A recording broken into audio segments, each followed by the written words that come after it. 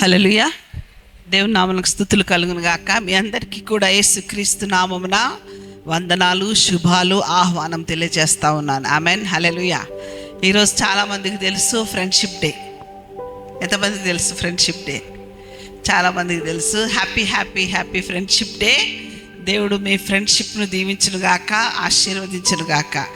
దేవుని పరిశుద్ధ గ్రంథంలో రాయబడిన ఈ యొక్క అద్భుతమైన మాటలు ఫ్రెండ్షిప్ అంటే స్నేహితులు విషయంలో ఏమై ఉందో, దేవుని హృదయం ఏమై ఉందో అది 2-3 మాటల్లో హెచ్చరికలు చేస్తాను.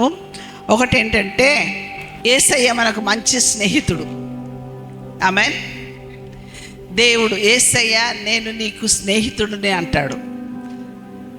అందరికంటే మంచి బెస్ట్ స్నేహితుడు ఎవరంటే యేసయ్య. ఆమేన్. హల్లెలూయా. ఇంకొకటి లోక సంబంధమైన స్నేహితుల విషయంలో మాట్లాడుతూ ఉంటే ఒక మాట రాయబడి ఉంది. ఏది? మొదటి కొరింథీయులకు రాసిన పత్రికలో 15:33లో దుష్ట సాంగత్యము మంచి నడవడిని చెరుపును. దుష్ట సాంగత్యము, దుష్టుల స్నేహము, చెడ్డవారి స్నేహము అంటే బలహీనతలు ఉన్నవారి స్నేహము, లేకపోతే నువ్వు దాని విషయంలో దుష్ట అన్న మాటకు నువ్వు ఏదన్నా కలుపుకోవచ్చు. కొంతమందికి అనేక రకములైన దుష్ట స్వభావం ఉంటుంది, చెడు స్వభావం ఉంటుంది. అటువంటి వారితో మనం స్నేహం చేస్తే ఏముంటారు? నువ్వు మంచివాడవైనా సరే నీ యొక్క నడవడి, నీ యొక్క మంచి నడవడిని ఆ దుష్ట సాంగత్యము, దుష్టుల స్నేహము చెరిపివేస్తుంది. 2 రకాలుగా చెరిపేస్తుంది. ఏమనంటే, ఒకటి నువ్వు వాళ్ళ సహవాసములో, వాళ్ళ ఫ్రెండ్షిప్లో వాళ్ళు స్నేహితులు కలిగి ఉండి వాళ్ళలాగా మారుతావు. అంటే నువ్వు మామూలు మనిషిగా ఉన్నప్పటికీ నువ్వు ఎటువంటి వాడుగా అవుతావు అంటే వాళ్ళలాగా అవుతావు. లేదా నీకు మంచి నడవడి ఉన్నప్పటికీ కూడా నీ మీద నీకున్న స్నేహితులను బట్టి నీ మీద చెడ్డ నేరం మోపబడుతుంది. సో ఏ విధంగా చూసినా సరే దుష్టుల సాంగత్యమును మనము చేయకూడదు అని వాక్యంలో ఉంది. ఈ వాక్య ప్రకారంగా జీవించిన వాళ్ళు ధన్యులు. అయితే నీ స్నేహితుడు యేసయ్య అయితే, యేసయ్యతో నువ్వు సహవాసం చేసినట్లయితే ద బెస్ట్ టు బెస్ట్ నీకు జరుగుతుంది. ఆమేన్. హల్లెలూయా. యేసయ్య మంచివాడు మాత్రమే కాదు, మనకేమన్నా బలహీనతలు, దుష్టత్వము, చెడుతనం మనలో ఉంటే దాన్ని తీసివేయగల శక్తిమంతుడు. ఆమేన్. హల్లెలూయా. ఈ యొక్క మంచి స్నేహితుల దినాన్ని ప్రపంచం జరుపుకుంటా ఉంది. కానీ మనము జరుపుకునే ఈ యొక్క పునరుద్ధాన దినము చాలా డిఫరెంట్, చాలా చాలా ప్రత్యేకమైనది. సో ఈ పునరుద్ధాన దినమును బట్టి, నువ్వు సజీవుల లెక్కలో ఉన్న దాన్ని బట్టి, నీ కుటుంబంలో జరిగిన ప్రతి మేలును బట్టి, ప్రతి దానిని బట్టి దేవుని నామమునకు మహిమ కలుగునుగాక. మత్తయి సువార్త 6వ అధ్యాయము 6వ వచనమును మనం చదువుదాము. నీవు ప్రార్థన చేయనప్పుడు నీ గదిలోకి వెళ్ళి తలుపు వేసి రహస్యమందున నీ తండ్రికి ప్రార్థన చేయుము. అప్పుడు రహస్యమందు చూచు నీ తండ్రి నీకు ప్రతిఫలం ఇచ్చును. చాలు. హల్లెలూయా. ఇక్కడ ప్రేయర్, ప్రార్థన మనకు మేక్స్ ఎ డిఫరెన్స్. మన జీవితంలో ఒక ప్రత్యేకమైన మార్పును ప్రార్థన కలుగజేస్తుంది. ఈ ప్రార్థన యేసయ్య శిష్యులతో చెప్తా ఉన్నాడు. ఏమనుంది? నువ్వు ప్రార్థన చేయనప్పుడు ఎవరికి ప్రార్థన చేయాలా, ఎట్లా ప్రార్థన చేయాలా అన్నీ వివరించిన తర్వాత ఆయన ఏమని చెప్తా ఉన్నాడంటే, నీ గదిలోనికి వెళ్ళి తలుపు వేసుకొని రహస్యమందున నీ తండ్రికి నువ్వు ప్రార్థన చేయుము అని రాయబడి ఉంది. చాలా సింపుల్గా అనిపిస్తుంది మనకు ఆ మాట, కానీ చాలా శక్తివంతమైనది. అప్పుడు రహస్యమందు చూచు నీ తండ్రి నీకు ప్రతిఫలం ఇచ్చును. నీకేమిస్తాడు ఆయన? ప్రతిఫలం ఇచ్చును. మనం ఏమనుకుంటామంటే ప్రతిఫలం అనగానే జవాబు వచ్చేస్తుంది. ఏమొస్తుంది? జవాబు వస్తుంది. ఈ జవాబు కంటే ప్రాముఖ్యమైనది నీకు జరుగుతుంది అని అక్కడ అర్థం. అక్కడ ఏమని ఉన్నదంటే ఇంగ్లీష్లో కరెక్ట్ ట్రాన్స్లేషన్, కరెక్ట్ రాయబడ్డ దాంట్లో నీకు బహుమానము, అవార్డ్ ఇవ్వబడుతుంది. అవార్డ్ అంటే బహుమానం. బహుమానం ఎందుకు ఇస్తాం? ఎవరికి ఎందుకు ఇస్తాం మనం బహుమానం? మనందరం బహుమానాలు ఇవ్వడం తెలుసు, కొంతమంది తీసుకోవడం తెలుసు, కొంతమందికి బహుమానం అంటే అర్థం ఏంటో తెలుసు. సో ఈ బహుమానాలు ఎప్పుడు ఇస్తారంటే మామూలుగా స్కూల్స్లో, కాలేజెస్లో, స్పోర్ట్స్లో, అంటే ఆటల పోటీలో, తర్వాత దేంట్లో గెలిస్తే ఏదన్నా విషయాల్లో మనము చర్చిలో కూడా ఇస్తూ ఉంటాం. ఇక్కడ వాక్యంలో నువ్వు ప్రార్థన చేస్తే నీకు బహుమానం ఉంది. ఏముంది? ఒక బహుమానాన్ని దేవుడు ఇస్తాడు. ఈ బహుమానం ఏంటి అని మనం అనుకుంటున్నాం. మనందరికీ ఈ బహుమానం ఏంటి అంటే, నేను ఇది అడిగినా దేవుడు నాకు అది ఇచ్చిండు, అది నా బహుమానం అనుకుంటుండ్రు. లేదా నేను నా పిల్లల వివాహం గురించి అడిగినా దేవుడు వివాహాలు జరిపించిండు, అది బహుమానం అనుకుంటుండు. మనం అనుకుంటాము. ఇంక లేకపోతే నాకు మంచి ఆరోగ్యం ఏమన్నా, సో ఆరోగ్యము దేవుడు ఇచ్చిండు, అది నీకు బహుమానం అని నువ్వు అనుకుంటున్నావు. కానీ ఇక్కడ దేవుని వాక్యములో బహుమానానికి అర్థం ఏంటంటే, ఆది కాండములో మనం చూస్తూ ఉన్నాం. ఆది కాండము 15వ అధ్యాయము 1వ వచనంలో రాయబడ్డది. మనం చూద్దాం. ఇది జరిగిన తరువాత యెహోవా వాక్కు అబ్రహామునకు దర్శనమందు వచ్చి, అబ్రామా, భయపడకుము, నేను నీకు కేడము, నీ బహుమానము అత్యధిక మగునని చెప్పాను. ఆమేన్. హల్లెలూయా, హల్లెలూయా. యేసయ్య తండ్రి అయిన దేవుడు యెహోవా అబ్రహాముతో వాగ్దానం చేస్తాడేమని, నీకు ఒక కుమారుని అనుగ్రహిస్తాను. అబ్రహాము వెయిట్ చేస్తాడు. అబ్రహాముకి పిల్లలు పుట్టరు. వాగ్దానం చేస్తాడు దేవుడు, కానీ పిల్లలు పుట్టరు. అటువంటి సమయంలో చాలా కాలం గడిచిన తర్వాత ఒకరోజు అబ్రహాము విసిగిపోయి ఉంటాడు. ఎందుకొరకంటే పిల్లలు కావాలని. ఆ సమయంలో దేవుడు అబ్రహామునకు ప్రత్యక్షమవుతాడు. వాక్కు, యెహోవా వాక్కు, ఆయన మాట ప్రత్యక్షమవుతుంది. ప్రత్యక్షమై ఏమని చెప్తా ఉంటాడు దేవుడు అంటే, అబ్రహామా, నువ్వు భయపడకు, నేను నీకు కేడెమగునై ఉన్నాను, నేనే నీకు బహుమానము. హల్లెలూయా. ఎవరు బహుమానం అంటున్నారు? నేనే నీకు బహుమానము, నేను నీకు బహుమానము. మన జీవితంలో కూడా యెహోవా దేవుడు అబ్రహాముతో ఏమంటుందంటే, నేను నీకు కేడము, నేనే నీ బహుమానము. అన్నీ కలిగిన యెహోవా దేవుడు, సర్వమును సృష్టించిన సర్వశక్తి గల దేవుడు, పరిశుద్ధుడు, పరమ తండ్రి. ఆయన గొప్ప దేవుడు, మహిమగల దేవుడు, ఏమన్నా చేయగల శక్తిమంతుడు, అన్ని నీ కాళ్ళ ముందుకు తెచ్చిపెట్టగల సమర్థుడు. అటువంటి దేవుడు నువ్వు ప్రార్థన చేసినప్పుడు ఆయన నీకు బహుమానముగా అక్కడ దొరుకుతాడు. హల్లెలూయా. నన్ను వెతుకు వారికి నేను దొరుకుదును అంటాడు. నన్ను జాగ్రత్తగా వెతుకువారు నన్ను కనుగొందురు అంటాడు. నువ్వు ఎక్కడ వెతకాలైనను నీ పర్సనల్, నీ వ్యక్తిగత రహస్య స్థలములో ఆయనను వెతకాలి. నువ్వు వెతకకపోతే ఆయన దొరకడు. నీకు ఒక ఇల్లు కావాలంటే నీకు ఒక ఇల్లు వస్తుంది, నీ కుమారుడికి చదువు కావాలంటే చదువు వస్తుంది, లేదా నీకేది కావాలో అది వస్తుంది. కానీ ఆయన నీకు బహుమానముగా నీ గృహములో ఉండడు. ఆమేన్. హల్లెలూయా. దేవుడు మాట్లాడుతూ ఉన్నాడు, నీతో మాట్లాడుతూ ఉన్నాడు.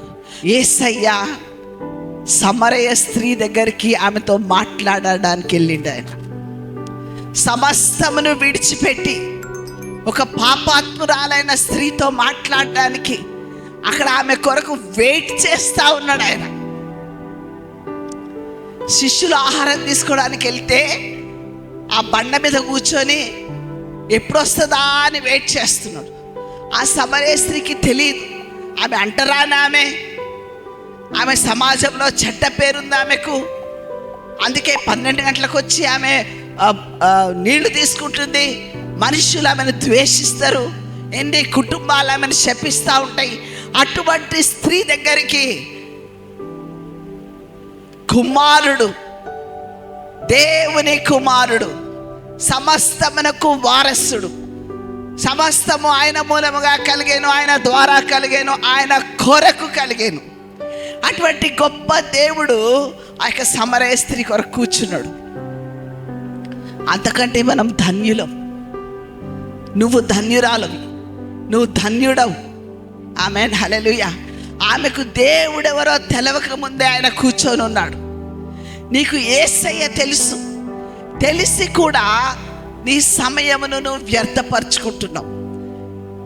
ఆ యొక్క రహస్య స్థలంలోనికి నువ్వు వెళ్ళి ప్రతి వ్యక్తికి అక్కడ రివార్డ్గా ఆయన ఉన్నాడు. ఆయన సన్నిధి బహుమానముగా ఉన్నది. నువ్వు అక్కడికి వెళ్ళగానే నువ్వు చాలా విషయాలు నేర్చుకుంటావు. ఆమేన్, హల్లెలూయా. రెండవ అంశం ఏంటంటే, ప్రార్థన నువ్వు చేసినట్లయితే ఏమవుతుందంటే చాలా కార్యాలు నీ వ్యక్తిగత జీవితంలో జరుగుతాయి. ఇక్కడ మనం చూద్దాము, లూకాసు వార్త 3:21 ప్రజలందరూ బాప్తిసం పొందినప్పుడు యేసు కూడా బాప్తిసం పొంది ప్రార్థన చేయుచుండగా ఆకాశము తెరవబడి పరిశుద్ధాత్మ శరీరాకారంతో పావురం వలె ఆయన మీదికి దిగివచ్చెను.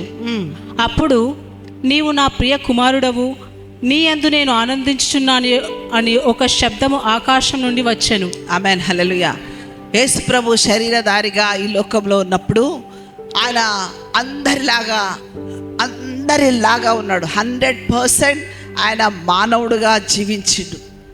ఆయన దేవుడుగా జీవించలేదు. ఆయన దేవుడు అయినప్పటికీ దేవుని యొక్క సమస్త అధికారమును, ఆ మహిమను అన్నిటినీ ఎక్కడ వదిలిపెట్టిండంటే పరలోకములు విడిచిపెట్టి నీలాగా నాలాగా భూమి మీదకి దిగి వచ్చిండు. ఒక మామూలు స్త్రీలో గర్భంలో ఆయన పిండముగా ఉండి అక్కడి నుంచి ఆయన శిశువుగా ఎదిగి పెద్దవాడై ఆ 30 సంవత్సరాలు కూడా ఆయన దేవుడు లా అంటే ఆజ్ఞలు, ఒక కుమారుడుగా, ఒక మనిషిగా ఏ ఆజ్ఞలకు లోబడాలో ఆ ఆజ్ఞలకు సంపూర్ణముగా లోబడి, తల్లిదండ్రులకు లోబడి ఆ యొక్క కార్పెంటర్ వర్క్ చేసి, ఆ కాలంలో కార్పెంటర్ వర్క్ అంటే చాలా చిన్నతనం. యేసయ్య ఆ కార్పెంటర్ వర్క్ చేసి ఆ పనికే ఘనత తీసుకొచ్చింది. అట్లా ఏ చిన్న పని చేసినా సరే అది మహిమనే, దేవునికి మహిమనే. ఆయా వ్యక్తులు చేసుకోవచ్చు అని ఆ పనులు, వృత్తులకు ఆయన ఏం చేసిందంటే ఘనత తీసుకొచ్చింది. హల్లెలూయా. ఆయన లోబడ్డాడు. సమస్త జ్ఞానం ఆయనకున్నా కూడా తండ్రికి లోబడి ఆ 30 సంవత్సరాల వయసులో ప్రజలందరూ ఏ విధంగా యోహానుతో బాప్తిసం తీసుకుంటున్నారో అదేవిధంగా బాప్తిసం పొందడానికి లైన్లో వెళ్ళిండు. ఎలా వెళ్ళిండమ్మా? లైన్లో వెళ్ళిండు. మనకు లైన్స్ చాలా ఉంటాయి. తోసుకొని ముందుకు వస్తాం, ఇతరులను వెనకకు తోసి ముందుకు వస్తాం. లైన్లో అందరితో పాటు లైన్లో వెళ్ళిండు. ఎప్పుడైతే ఆయన యోహాను దగ్గరకు వచ్చిండో యోహాను గ్రహించిండు. ఎందుకంటే యోహాను కూడా ఆత్మ వల్లనే జన్మించిండు. ఆయన అమ్మో, ఈయన దేవుని గొర్రెపిల్ల. ఆల్రెడీ ముందు గ్రంథాలలో ప్రవక్తలు రాస్తా ఉన్నారు, కన్యక గర్భవతి కుమారుని కంటది, ఆయనకి ఇమ్మానుయేల్ అని పేరు పెట్టబడుతుంది అని కొన్ని 100 సంవత్సరాల క్రితమే ఆ యొక్క ప్రవచనాలు చెప్పబడ్డాయి. అందరు కూడా ఇదిగో వస్తాడు యేసయ్య, ఇదిగో వస్తాడు అని చెప్పి ఇశ్రాయేలీలు ఎదురు చూస్తూ ఉంటారు. ఆయన గొప్ప రాజుగా వస్తాడని అనుకుంటారు. ఎందుకంటే అక్కడ రాజు కానీ గాడిదను ఎక్కువ వస్తాడని ఉంది కాబట్టి రాజుగా వస్తాడు అనుకున్నారు. గాడిదన్న మాట మర్చిపోయారు. రాడు సాత్వికుడుగా వస్తాడన్నది మర్చిపోయి రాజుగా వస్తాడు. వాళ్ళొక రాజ కుటుంబంలో జన్మిస్తాడని ఎదురు చూస్తూ ఉన్నారు. అటువంటి సమయంలో యేసయ్య లైన్లో వెళ్ళి అక్కడ బాప్తిసం తీసుకుంటాడు. బాప్తిసం తీసుకునేటప్పుడు ఆయన ఎంత అంటే ఆ స్థలం అంట ప్రపంచంలో, మామూలుగా కాదు, ప్రపంచంలో లోయెస్ట్ ప్లేస్ అంట యోర్దాను. అన్నిటికంటే కిందకున్న భూమి యోర్దాను నది. అక్కడికి వెళ్ళిపోతాడు. ఎక్కడి నుంచి అయినా పరలోకంలో సింహాసనం విడిచిపెట్టి ఆ స్థలంకి వస్తాడు. ఒక మనిషి ముందు చేతులు జోడించి బాప్తిసం ఇయ్యమని అడుగుతాడు. యోహాను గడగడలాడిపోతుంటాడు, అమ్మో ఈయనకి నేను బాప్తిసం ఇవ్వడం ఏంటి, నీకు నేను బాప్తిసం ఇవ్వడం ఏంటి అంటే, ఇది ఇలాగే జరగని, మనుషులకు ఒక ఎగ్జాంపుల్గా సాదృశ్యముగా ఇలాగూ జరగని అంటాడు. పాస్టర్ అనగానే మిద్దె మీద కూర్చోవడం కాదు, అవసరం లేదు. ఎక్కడ ఉండాలి ఆ పాస్టరు? తగ్గించుకొని ఉండాలి. నీ హృదయంలో తగ్గింపు, నీ హృదయంలో దేవుని విషయంలో, దేవుని పని విషయంలో, దేవుడు చేసే కార్యం విషయంలో, ఆయన నీ కొరకు ఏం చేస్తాడో దాని విషయంలో నువ్వు అప్పచెప్పుకొని ఉండాలి. బాప్తిసం తీసుకొని బయటికి రాగానే ఏం జరిగింది అక్కడ? 3 అద్భుతమైన సంఘటనలు. ఒకటేంటి? ఆయన ప్రార్థిస్తున్నప్పుడు అని ఉంది అక్కడ. ఆ బాప్తిసం ఇచ్చే ముందు ఆయన ప్రార్థించుకుంటూ ఉంటాడు. ప్రార్థన ఎంత ప్రాముఖ్యం! యేసయ్యకు ప్రార్థన అవసరమా? ఆయననే జవాబిచ్చేటోడు కదా. అయినా సరే నీకు మాదిరిగా ఆయన తండ్రికి మొరపెడతా ఉన్నాడు. ఒక మనిషిగా ఆయన ప్రార్థన చేస్తూ ఉన్నాడు. అక్కడ ఏమని ఆయనకు అప్పచెప్పుకుంటున్నాడు, తండ్రికి అప్పచెప్పుకుంటున్నాడు ఆ పరిస్థితిని. ప్రార్థన చేస్తున్నప్పుడు బాప్తిసం తీసుకోగానే 3 గొప్ప సంగతులు జరిగినాయి. ఏమైంది? ఆకాశం తెరవబడ్డది. ఆమేన్. నీకు ప్రార్థనకి ఎంత శక్తి ఉందో అక్కడ బయలుపరచబడుతుంది. నీ ప్రార్థన అంత పవర్ఫుల్. నాకంటే గొప్ప కార్యాలు మీరు చేస్తారని పరిశుద్ధాత్మ దేవుడు యేసయ్య ద్వారా పలికిస్తా ఉన్నాడు. ఆకాశము తెరవబడ్డది. అక్కడి నుంచి పరిశుద్ధాత్మ దేవుడు శరీరాకారం అంటే కనబడుతున్నాడు. ఆత్మస్వరూపి మనకు కనబడరు, కానీ ఆ రోజు పరిశుద్ధాత్మ దేవుడు ఒక శరీరాకారం, ఏం ఆకారంలో ఉన్నాడు? పావురం ఆకారంలో యేసయ్య మీదకి దిగి వచ్చిండు. మనం అన్నీ ఆ పిక్చర్స్ చూస్తూ ఉంటాం. తర్వాత దేవుని స్వరము కూడా వినబడుతుంది. ఆకాశము నుండి దేవుని స్వరము, ఈయన నా ప్రియ కుమారుడు, హల్లెలూయా, ఈయన యందు నేను ఆనందించుచున్నాను, ఈయన మాట వినుడి. హల్లెలూయా. చాలా అద్భుతమైన మాటలు అక్కడ పలకబడతాయి, కార్యాలు అక్కడ జరగబడతాయి. ఎప్పుడది? ప్రార్థన చేస్తున్నప్పుడు. ఇంకొకసారి ప్రార్థన చేస్తున్నప్పుడు ఏం జరిగిందో చూద్దాము. లూకాసు వార్త 9వ అధ్యాయం 29వ వచనం. ఆయన ప్రార్థించుచుండగా ఆయన ముఖరూపము మారెను, ఆయన వస్త్రములు తెల్లనివై దగదగా మెరిసెను. మరియు 2 పురుషులు ఆయనతో మాట్లాడుచుండిరి. వారు మోషే, ఏలియా అనువారు. వారు మహిమతో అగపడి ఆయన అయితే ఆయన ఇక్కడ కూడా మళ్ళీ ప్రార్థించుచుండగా, ఆమేన్, ఏమైంది? ఆయన ముఖ రూపము మారెను. ఎట్లా ఉంది? ఎట్లా ఉంది? ముఖ రూపం మారెను. ఆయన వస్త్రములు తెల్లనివై ప్రకాశముగా దగదగ మెరుస్తూ ఉండేను. ఊహించుకోండి అందరూ. ఫస్ట్ మారిందేంటి? ఆయన ముఖ రూపం. ప్రార్థనలో నీ ముఖం కూడా మారుతుంది. నీ ముఖం మీద మహిమ వస్తుంది. ఎందుకంటే మోషే కూడా దేవుని సన్నిధానమునికి వెళ్ళినప్పుడు ఆ సన్నిధి ఆయన మీద ప్రకాశించినప్పుడు ఆయన ముఖాన్నంట జనాలు చూడలేకపోయినారంట. ముఖం మీద ముసుగేసుకున్నారు. మోషే ముఖం మీద ముసుగేసుకున్నాడు. ఎందుకంటే ఆ మహిమను జనాలు చూడలేకపోతున్నారు. అంతసేపు అన్ని రోజులు దేవునితో గడిపిన మోషేకు దేవుని మహిమ అంటుకుంది. ఆమేన్, హల్లెలూయా. ఈ ఫిజికల్గా రూపాంతరపరచబడ్డాడు. ఫిజికల్గా అంటే శరీర సంబంధముగా ఆ మహిమ కనబడతా ఉంది. ఆమేన్, హల్లెలూయా. నువ్వు ప్రార్థన చేయనప్పుడు కూడా నీలో జరిగే మొట్టమొదటి మార్పు ఏంటంటే నీ యొక్క గుణ లక్షణాలు మార్చబడతాయి. ఆమేన్, హల్లెలూయా. అంతదాకా నువ్వు ఏడుపుకంతో ఉన్నోడివి, సమస్యలతో ఉన్నోడివి, బాధలతో ఉన్నోడివి, దుఃఖంతో ఉన్నోడివి, ఎన్నో కంప్లైంట్స్తో ఉన్నాయి. అన్నీ కూడా ఆయన యొక్క సన్నిధానంలోకి వెళ్ళినప్పుడు అన్నీ మార్చబడతాయి. హల్లెలూయా, హల్లెలూయా. అన్నీ మార్చబడతాయి. నేను అనేది అన్నీ మార్చబడతాయి. నువ్వు అనుకున్న రైట్ ఒకటి ఉంటుంది, అదొకసారి రాంగ్ అవుతుంది. దేవుని ఆత్మ తెలియజేస్తుంటాడు అది కాదు ఇది అని. నువ్వు ఇట్లా చెయ్యి అంటాడు, చాలా జెంటల్గా చెప్తా ఉంటాడు. అన్ని విషయాల్లో చెప్తాడు, ఒక్క విషయం కాదు.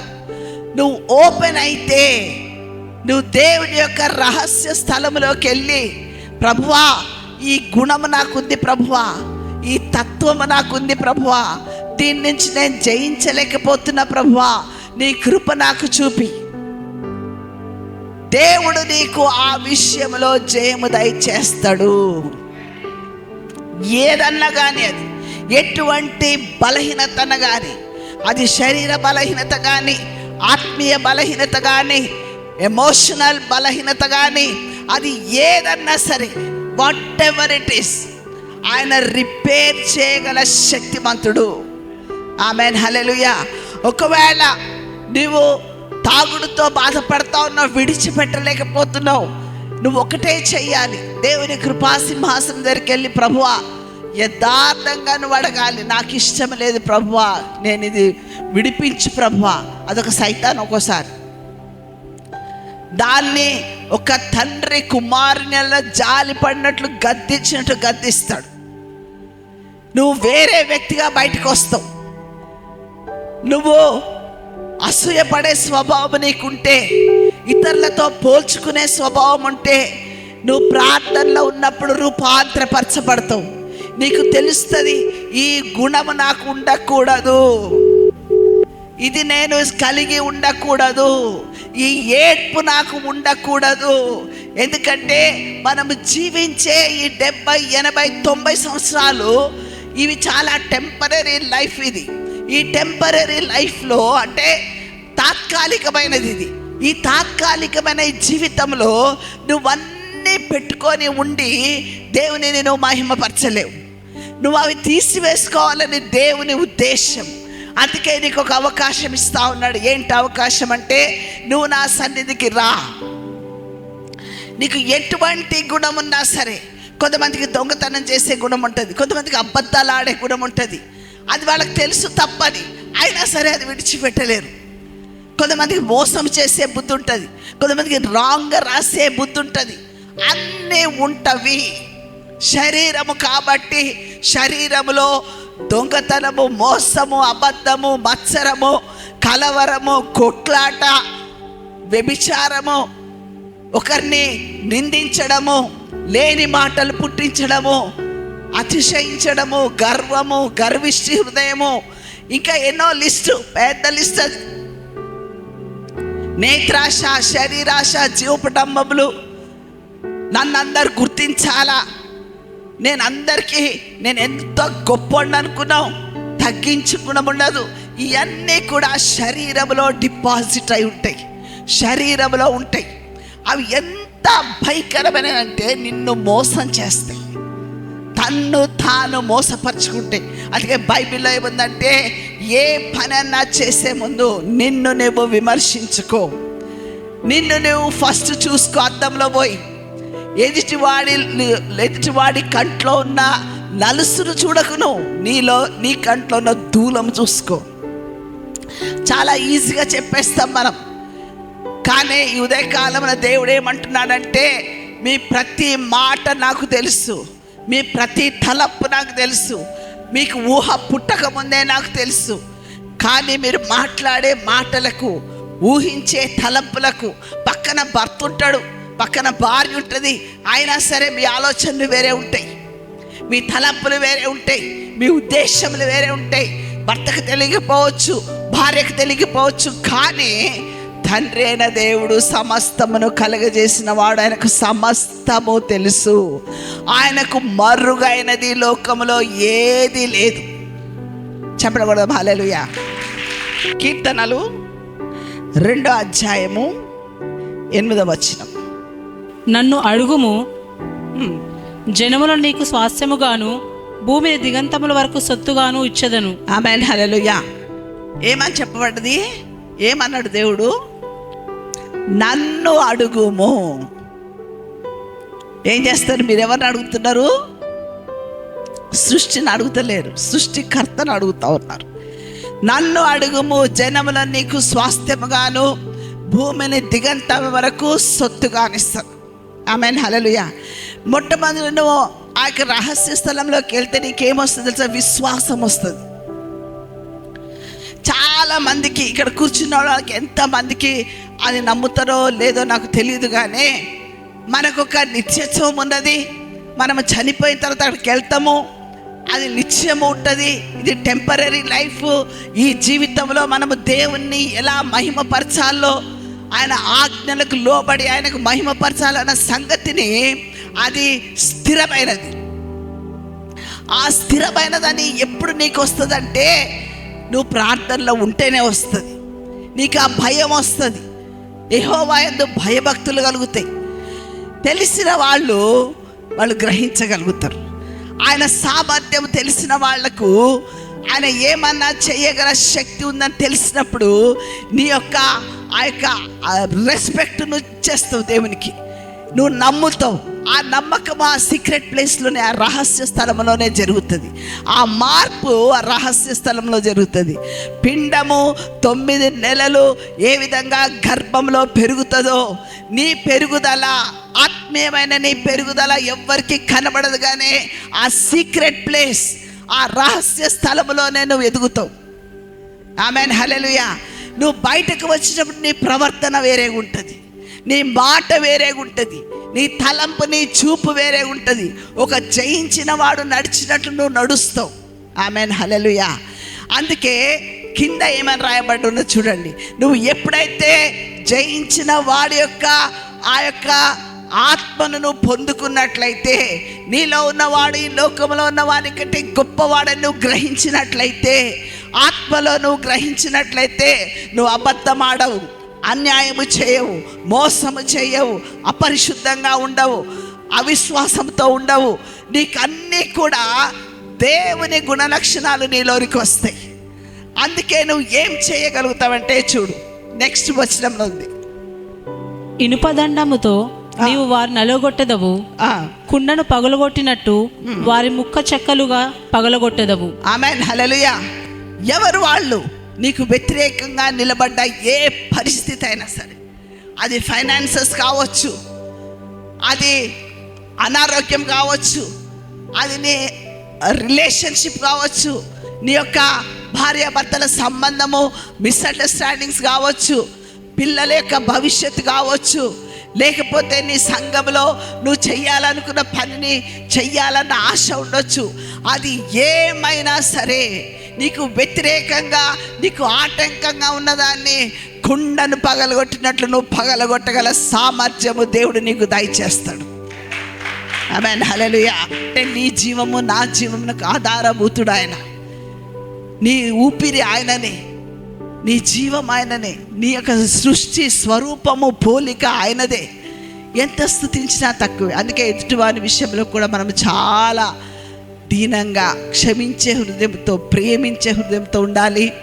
దేవుడు అటువంటి గొప్ప సంఘమును కడతా ఉన్నాడు, అటువంటి రాజ్యమును కడతా ఉన్నాడు. నీ వంతు పని ప్రార్థన. నువ్వు ప్రార్థన చేసుకొని దేవుని కొరకు వాడబడినట్లయితే దేవుడు నిన్ను తన మహిమార్థంగా నిలబెట్టుకోవాలనుకుంటున్నాడు. హల్లెలూయా.